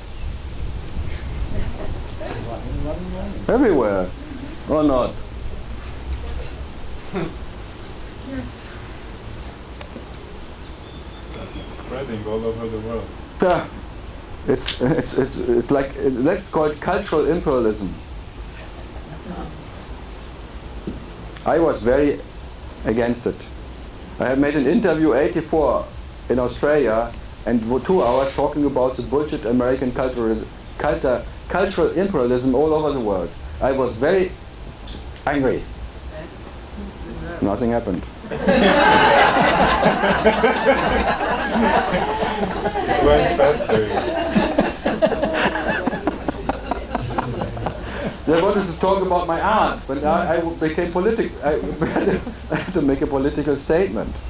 Because they asked me, what's your idea of misery? What can make you miserable? I said, cultural imperialism from America, who is promising you advertising Coca-Cola and McDonald's makes you happy, and you cannot even buy it because you have not the money for it in Africa. But still you have a television set who is promising you see all the bullshit on television, all the advertisement, but you have no money to buy it. That's really, it's torture. Just preparing someone for later, maybe they will have money, and then they buy our product. That's called punishment. That's called really torturing the world with bloody Coca-Cola and McDonald's. If you ask me. But that it was my time when I was in the 80s. I was still in the light. Be happy that you wouldn't know that you don't know me then. Because this would be a political seminar. I was the president of the village Red Army. Social... It was very close in that time. No, if you're this young socialist, and then your friends going to whatever, and they went close to the Red Army fraction, whatever, you are really tempted. Because you are really full of this anger for this whatever kind, and you wanted to change, and you know, there was just 1 second, but maybe one decision. If I would have seen there would be a possibility of changing something, I would have done it. But I was just seeing the futility or the emptiness of doing, because I saw if you kill 1, 10 will go up for it or stand up for it. You went there because it was too heavy. No, I was too lazy for that, maybe. No, if you see it, if you kill 1, you make 10 for it. If you kill 10, you make 100 to fight for it. You just make it worse in a way. If you, whatever you fight against, you make stronger. And I just saw it in once, and said, okay, maybe otherwise, if I would think there was a possibility, I would go to the same Baader Meinhof, tralala, or whatever, because we were like that. We were totally angry, totally fucked by our bullshit German subconsciousness, guilty bullshit. Everyone in the world told us this, and the fathers are all fascists, and no one wanted to have a father, this one. They were totally angry about everything. Fuck it all. You could not find your home in Germany because all the blah blah blah, because you go to France, bloody German, you go there, bloody German. Holland, no one wants you, and you're then, you are guilty, you blame your fathers and the whole capitalism for that because no one likes you. No, you cannot have every night a party and fucking around because after a while you get tired, you want to change something. Even that makes you more aggressive because this energy of both works together.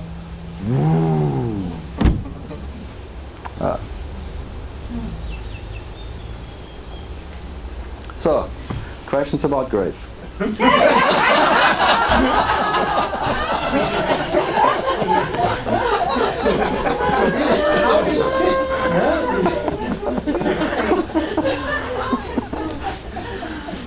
Yeah, that moment of grace, me seeing that whatever is futile even to try, that's grace. In that moment there is like this understanding is by grace, not by anything else. Every understanding is by grace. That you can even see it is grace. It's not by your fault that you are clever enough that you see it. It's just there. You don't even know why it is there. You cannot say it's your personal understanding or something because it's just there. And for another one, your friend has the same upcoming, the same whatever, does every day the same. And you did all the same program. He doesn't see it and he goes and whatever, makes some crime things and gets imprisoned. But that's grace too, no? And that's grace too. The grace of understanding and going in that direction, or the grace of not understanding, then you are fucked by whatever. So you never know, it's totally unpredictable, the whole thing. Yeah. And what you think is grace for you one day, maybe you think it's the famous whatever Zen stories about this farmer who gets his wild horses and everyone is happy and then let's see. It's always let's see. What now seems to be in favor for you can be against you the next moment.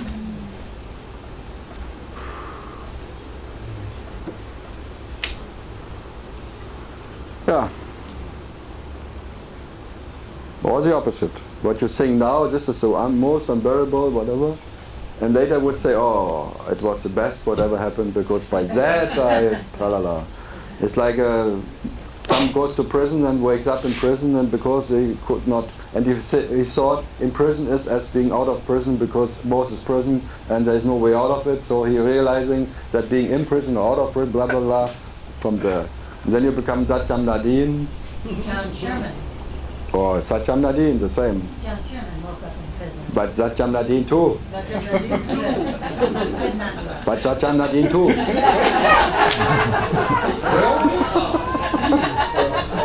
And Balzika is guilty.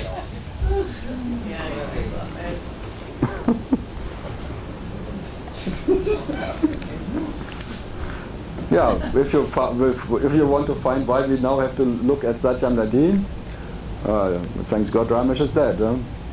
Otherwise you could say, you are! Yeah. So grace puts you into prison, and by grace you may get out. Maybe. Like this guy in Russia gets in prison because Putin is afraid that otherwise he is too strong against him. Oh. One day you are the richest man of Russia, and the next day you are 16 years in prison and being... What's... You will never know. Money doesn't help, no? No, it helps. Richest man, and now he's No, but I think it helps him in prison. It helps. Without money in prison, I think it's different as with money in prison. That's why I say money makes a difference. But only money. So work for money. Make your money. So in that way I'm American. It doesn't make you happy, but that's a good thing. You see, immediately money doesn't make you happy, so you are, okay, money. I need more money. Never enough. Doesn't make me happy, but more is okay. Never get it. No, it's the easiest to see that money doesn't make you happy. You look at a piece of paper and there's like numbers on it, and you see, you go somewhere and buy some, but it doesn't make you happy either. That's easy.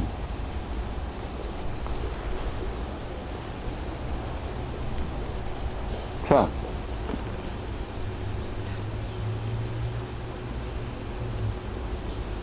Now look, Jesus, he even wanted to get the businessman out of the temple, out of the whatever. What a kind of moralistic, ethic, tralala he went into, huh? Even now it's the same. You can have, like in the synagogue, in my childhood I went every week 2 times to the synagogue. Ah, you were that. I was there. And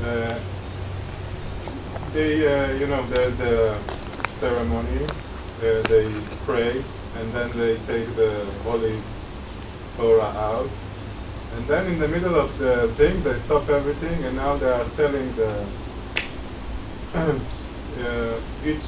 each person who wants to go and read it has to pay something. And now there's an auction. Wow. Now, like half an hour, an auction in the synagogue. Then you can read it. And then if you pay.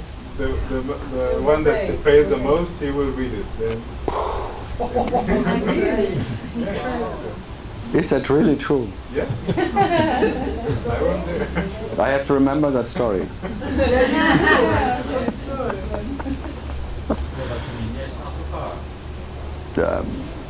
In India there's insurance companies all around, and banks, and inside the temple in Tiro is all full of insurance companies.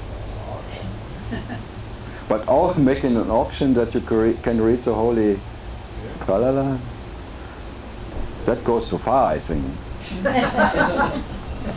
They don't give but the money right. What is too far and what is not? Huh? They don't give the money because you are not allowed to hold money on Saturday. But they have the word. The next day they have to pay. Because Saturday you cannot make business. No.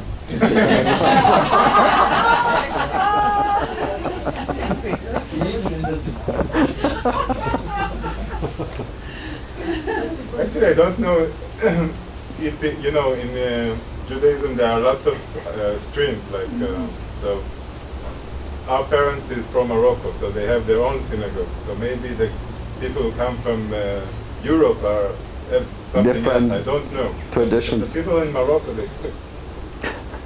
I don't know about the other. But Saturday is always the day of the God, of God. That's why the Pope in the, I think the 6th century, they changed it to Sunday for the Christians, just to make a statement. Because it could not be the same God. You have the Sunday God and you have the Saturday God. In the beginning it was... in the beginning it was always Saturday too.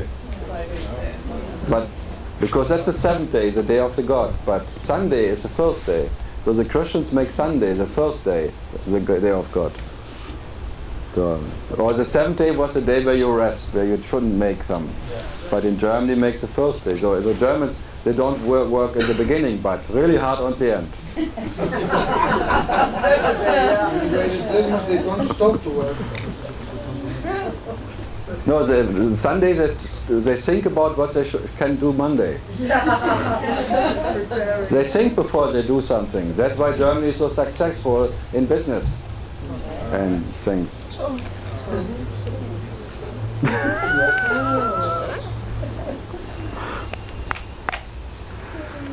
Yeah, and in Spain? You don't think a lot there. In Spain Spain is siesta. Yeah. Let's see, mañana.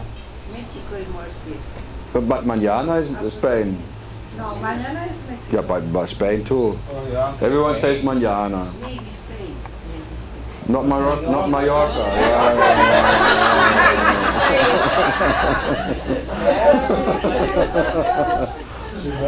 She's like a Paola.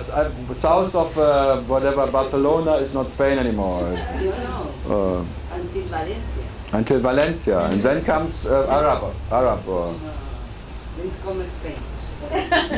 Before it's Europe. The kingdom of Mallorca. The king of Mallorca. But that is a German, Jürgen Drews. Yeah,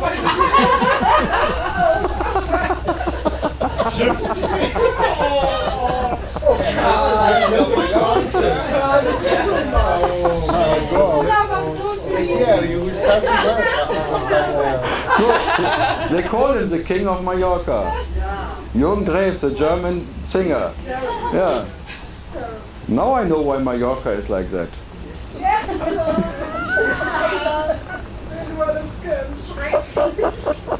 Ein Bett in Kornfeld. And the Greeks were thinking as much as possible to work as less as possible. This is the way of the Greeks. Yeah. How? That's why we're philosophers.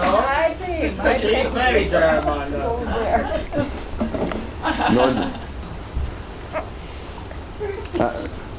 Just do as you do and destroy the plates who are coming from Germany. Yeah. Yeah, but why not? It's why I need to work if German work for me. Yeah. Let people work who want to work. No, I agree. That's why we are very good. why I'm not in You Germany. talk about the work and you don't work. We are good for this, and the Germans very good just to work.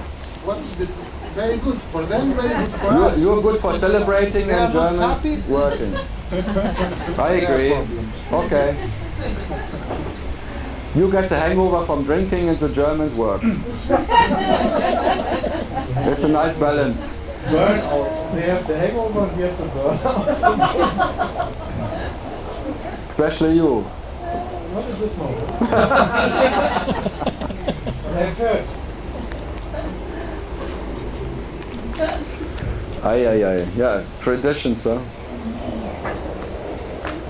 What to do without them?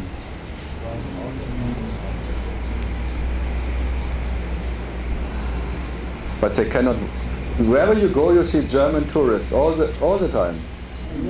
I don't see them work. The only people in Germany who work are the Turkish.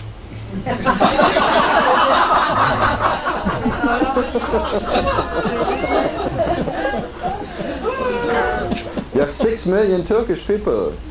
And he's a good worker. And for that 6 million Germans go as tourists somewhere. To Turkey, maybe, part of them. It's always a balance, huh? The Spanish too, in the 50s, many Spanish, Italian coming to Germany, and we went to Spain and Italy. In return. In return, we gave the money back. Destroy the beaches? All these hotels in Spain. It's not made by Germans. For German. Yeah, but for Germans, it's not made by Germans. Who is more stupid? The one who works or the one you work for?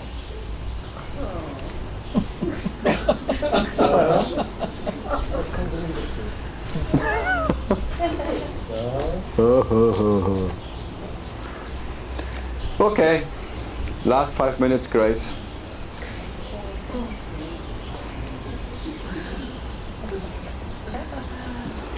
My goodness gracious God.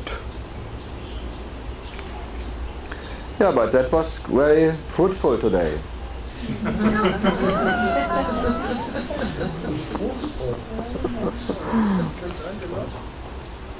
Yeah, especially the coming.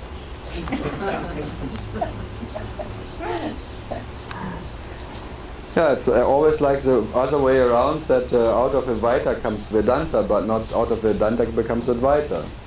It's always like this, that by coming you have to, there is sex, but not by sex you are coming. I like it. But I may forget it again. But now we have it on DVD, saved forever. We just make sure that it doesn't go away. Oh, then the DVD burns. But from where comes the coming? Yeah, it's from what you are. You are guilty. Because Krista is a slave of love, she wanted to come, that's why we all have to come. Because only Krista wants to come. But now she maybe doesn't want to come anymore, but we still have to come. Krista, now that we found you, what shall we do with you? Nothing? Yeah. The same as the light, blow and you never know never know where it went to. And suddenly the light is back and you're... Where does it come from? So the light has to come, that the light has to make fire, burn you. Do you know where it comes from? You have a match, match box. Was there fire before? There's a movement, and suddenly there's a spark, yeah, but it's the same. What's the difference?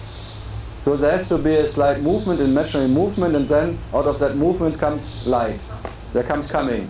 Yeah. So, now Krista, you know. Going back to sleep. Time for lunch. Now she says, now I'm hungry. Now that I know where the fire comes from, I'm hungry. Now I can cook. Now I can cook. Now the pig is dead, now I can enjoy the sausage. But try to eat the sausage before you kill the pig. Some try that. They want to keep the pig and still enjoying the sausage. Impossible. Then they think, oh, maybe when I'm vegetarian I don't have to kill the pig, but imagine that I eat a pig. That's called a soya schnitzel. Soya schnitzel. Or you kill a wiener instead of a pig.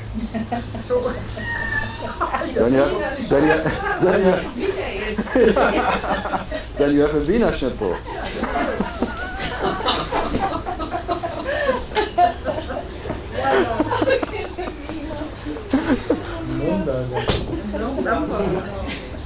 Sausage. Frankfurter. You eat a hamburger.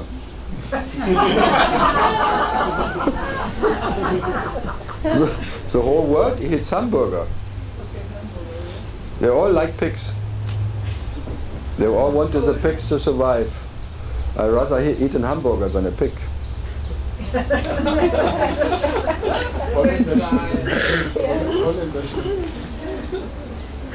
Holländer Schnecke? Holländer Schnitte. Now you are in the donut business. No, that doesn't work. With cake, how can you save a pig by eating cake? Ist im Hundekuchen Hund drin? Of course. Ist im kalten Hund. Germans, huh? Yeah, crocodile Dundees. Do they eat a lot of crocodiles in Australia these days? No, only tourists. Only tourists there. Kangaroo Only tourists eat that. But I know in South Queensland now there are too many crocodiles out of their normal thing because the water is everywhere. Everyone is afraid that the crocodiles eating the tourists. Not the tourists eating the crocodiles anymore. This is great. Sometimes it's the other side around. Sometimes, like in Africa, they eat tourists. It's called cannibalism. With salt and pepper and it's a special Italian restaurant.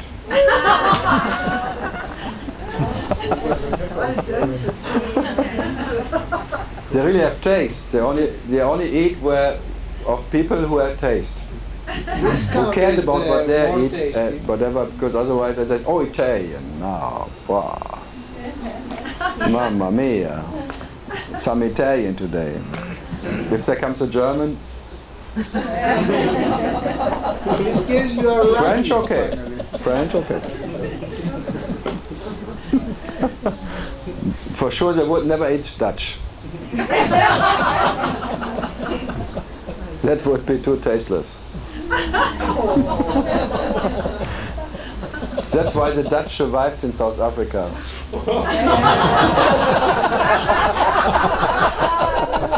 Very nice. Very nice.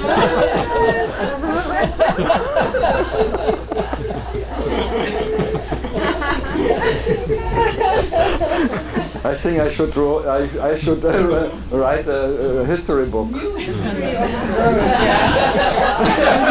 the world. So die Sendung mit dem Haus. Yeah, I'm writing it right now because this will maybe describe someday. I'm writing it down. The truth behind why the Dutch survived in South Africa.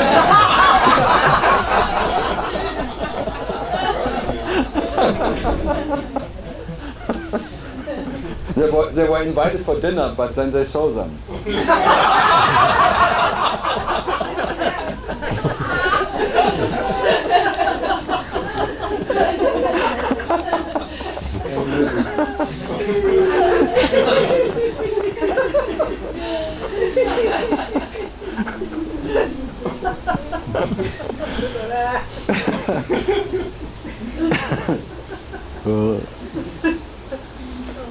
That comes from vomit, did I deserve it? Yeah, any other Grace question? Is that that's Grace too? That you're tasteless, that no one likes you. Big Grace. Long Grace.